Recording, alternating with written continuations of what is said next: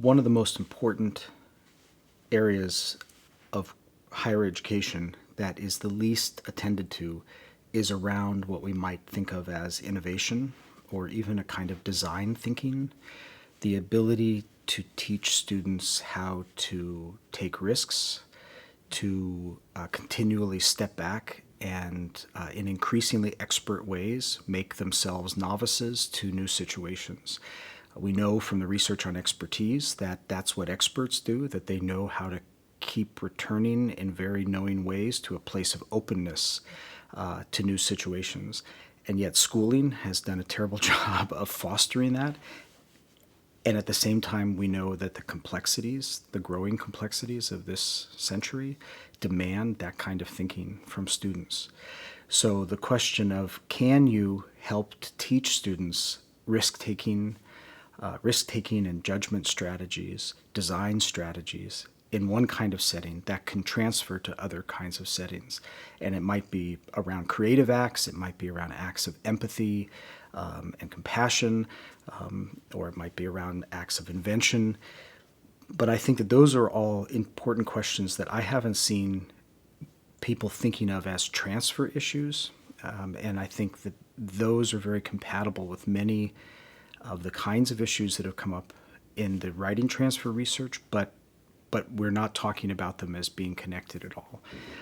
So I would say that would be the most important area, is how do you help students learn how to think in innovative ways, and can that be a matter of transfer across disciplines?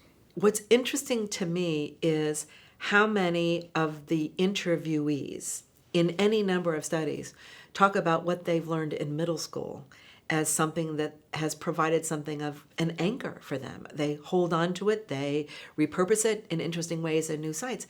What is it about middle school that is so compelling? Is it that it's at a particular developmental stage?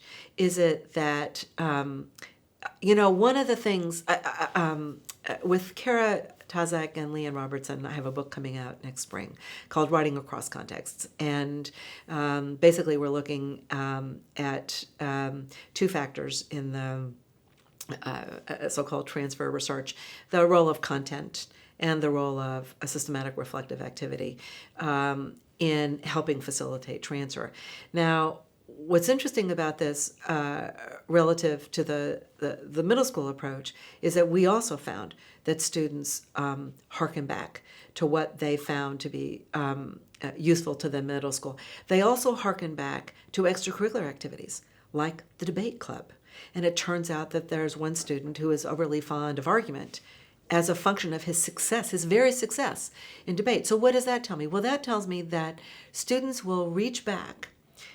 Why are they reaching back? Where they're reaching back is, in fact, my impression of middle school activity as pronounced as I think it is. That's point one. Two, if I'm right about this, and I think I am, that what is it, to go back to what I was saying before about middle school, that seems so compelling? Is it a developmental phase? Is it that there's concurrent transfer, which is something else we talk about in this book, which is the use of something you've learned in one setting in another setting in basically the same time period? Well, middle school is oriented often around clusters of disciplines. You would have concurrent transfer built into the model. Is it that some of these strategies took hold precisely because concurrent transfer is built into the model?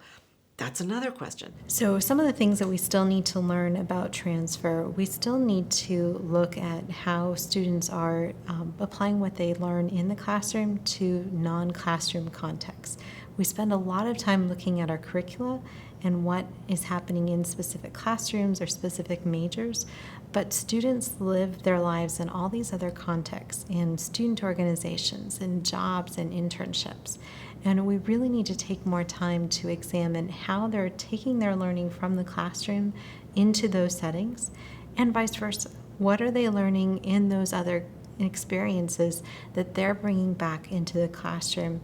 Can we tap those experiences more and help them make more connections, cross more boundaries between those experiences, whether they're subsequent experiences or experiences that are happening at the same point in students' lives?